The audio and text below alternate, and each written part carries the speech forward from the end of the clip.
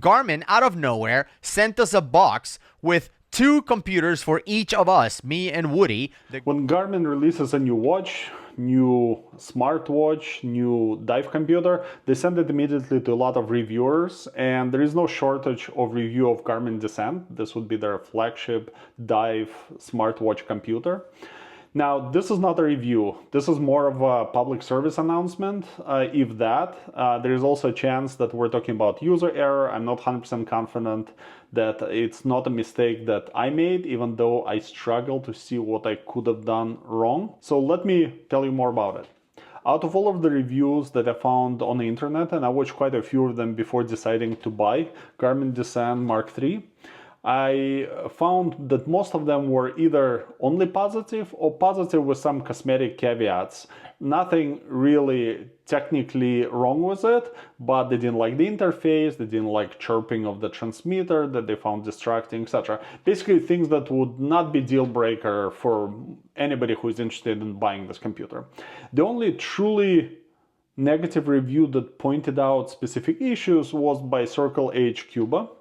And let me show you what he said, and then we'll discuss a little bit more about this. The Garmin Descent MK3i promises to be the ultimate dive computer, and its price agrees with that, being one of, if not the most expensive dive computer in the world. But is it really as good as it seems? Some dangerous flaws that I discovered while diving with it side by side with other dive computers. Let me go ahead and tell you about the legit dangerous situation that I experienced on another dive. Well, what happened is about midway through the dive, we're at 90 feet or so cruising along a reef, and the MK3i began showing low no decompression limit, or low NDL. And very shortly after, I was suddenly in deco according to my MK3i. By the end of the dive, I actually got some footage of this. The MK3i claimed that I had accumulated over 3 hours of decompression time. This was the worst problem the Circle H Scuba identified with Garmin MK3i.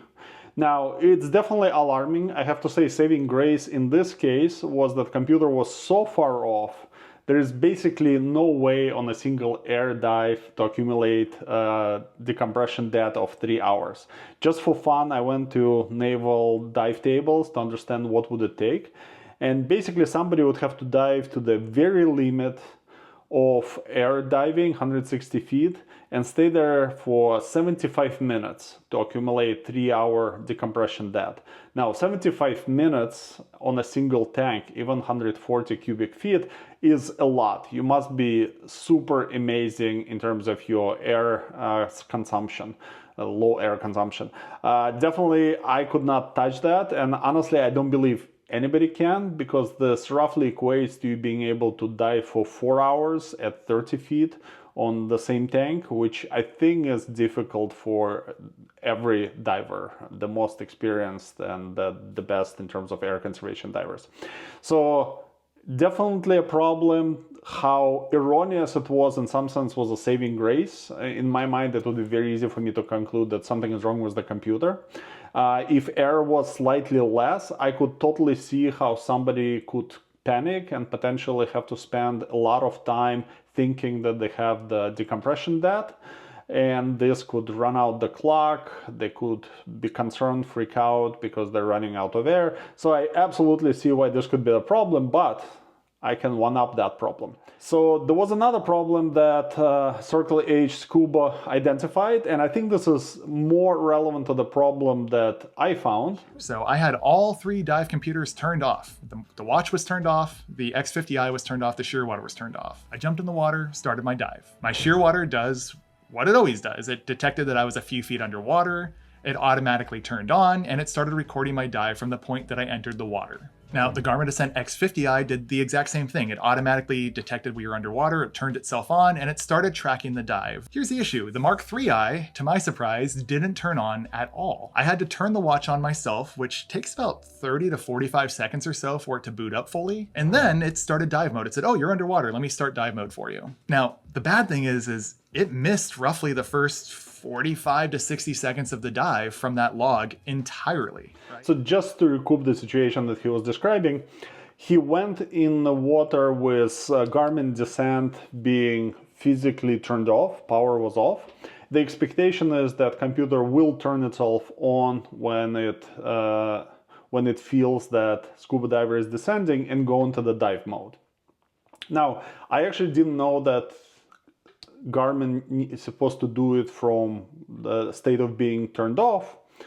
But in his case, this was not a huge deal because he very quickly realized that computer is not in a dive mode, and within, he says, 40 seconds or so maybe it took him another minute to identify that computer is not turning on.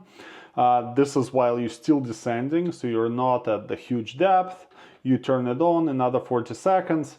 This would not be a critical issue because basically you could be at most 2 minutes off, and since you know that computer is still booting up, probably wouldn't go to your target depth and wait for computer to come up there. You'd probably wait at more shallow depth. So it's a problem, not a critical problem, but I think that's related to the problem I have. But before talking about the problem, let me tell you about a few other interesting things that I noticed while using Garmin Descent MK3i. Okay, so I had a Descent for about 5 months. I do not dive a lot, so during this period I accumulated 15 dives, not a huge number of dives. While going over those dives, my intent was actually to find some shallow pool training dives where typically you go under for 2-3 minutes at the depth of 7 feet or so, and I didn't want those to register as a dive and stay in my logbook because they're not real dive, so I typically just delete those. And I found few interesting anomalies. So one of the anomalies that I found, in about 30 to 40% of the time, Garmin does not record GPS coordinates of your exit point. Now, this is not critical. GPS does not work underwater, you do not use it for navigation, so this is more of a curiosity. Maybe you found a good or bad place to exit, so you want to record this. So it could be useful, but it's not really critical functionality. Now, similarly, in one of the dives, ironically, this was a navigation dive. It did record exit point, but I must be really, really bad in navigation because the exit point, according to the firmware, was about 200 yards away from the ocean in the middle of the country road. Now, I do not need to tell you how dangerous it is to surface in the middle of the country road. But then I saw this dive, and this was the buoyancy dive. Buoyancy exercises typically don't go very deep. You do not need to be deep to work on your buoyancy. So depth itself was fairly shallow, 23 feet. But the time, less than 11 minutes, caught my eye. And initially I thought maybe it's one of those dives when you go down, something goes wrong, you go up, fix the issue and go back down. But one, I didn't remember that happening. Number two, looking at the time, looking at my annotation, clearly this was the dive. So I had a dedicated 80 cubic feet tank, we went in and did all of the exercises. Looking at dive profile, it also did not make sense. If I trust this dive profile, we dropped like a rock to 23 feet and immediately started slowly ascending. This does not fit the profile of buoyancy exercise. Typically for buoyancy exercise, you actually stay at the same depth for a while, working on your buoyancy technique, making sure you're not going up and down, etc. Now, this didn't happen too long ago, so I remember that dive. Given that it was a full tank dive and depth is only 23 feet, I cannot imagine this dive was less than 45 minutes or so. So most likely what happened is when I went into the water, Garmin did not go into dive mode until something like 35 minutes into the dive, where it activated and started counting my bottom time. I have additional evidence that this has happened because with this dive, unlike those other dives where the entry point is registered, but there is no GPS exit point, here I have GPS exit point, but there is no entry point. So this is another piece of evidence that computer did not realize that we're descending and it didn't go into the dive mode. Remember in Circle H Scuba's case, computer was fully turned off. I can guarantee this was not the case for my dive. Why? Because every single time before I go into the water, I check that my transmitter pressure in the tank matches my gauge. So given that I do it every single time, there is virtually no chance that I skip the step. Not only that, but I wear this watch as my main watch. There's absolutely no reason for me to turn it off. So chance of this being repeat of literally situation that Circle H Scuba described is very small. Most likely it could have exited the scuba mode, but watch was definitely on. But even that, I'm not sure. Typically, I do check that I'm in a diving mode before entering the water, because once you enter, you have to put fins, etc. There's a lot of task loading, so I prefer to do everything I can do at the shore and then enter the water. Now, if you're any kind of scuba diver, you do not need to be very experienced. You understand the danger of what has happened. Your computer didn't start counting bottom time until some arbitrary time in the middle, or actually much closer to the end of the dive. Now, in this shallow dive, I wouldn't be watching my no decompression limit because I know it's basically infinite. I'm gonna run out of air before I will hit anything close to decompression limit. But I definitely was looking at the depth and my pressure, and watch was providing all of this information while not being in a dive mode. It's not completely shocking because even on the surface, I can check my air pressure, and it actually looks like you're in a dive mode, except for a few kind of very subtle things, even in the air. So it's quite possible that I was getting all of the information about depth and about pressure, while watch was still not in a dive mode. The risk here is that if this was a real dive where decompression limit would be a factor, and by the way, the very next dive was that kind of dive. So we went in, dropped to 100 feet, and at 100 feet, your no decompression limit is slightly over 10 minutes. In fact, when we started going up, we just crossed 4-minute decompression mark, no decompression limit mark.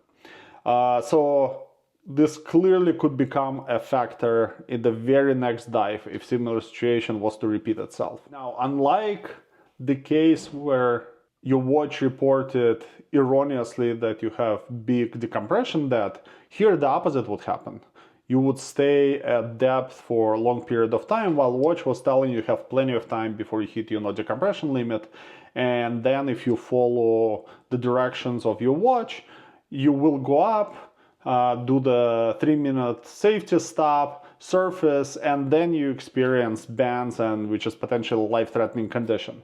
So this is a really, really big problem if indeed this is not a user error, if there's nothing else that I could have done to kind of trigger this behavior inadvertently.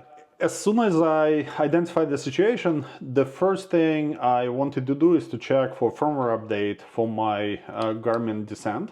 And indeed, I found that there was 2-month-old firmware update that somehow did not get applied.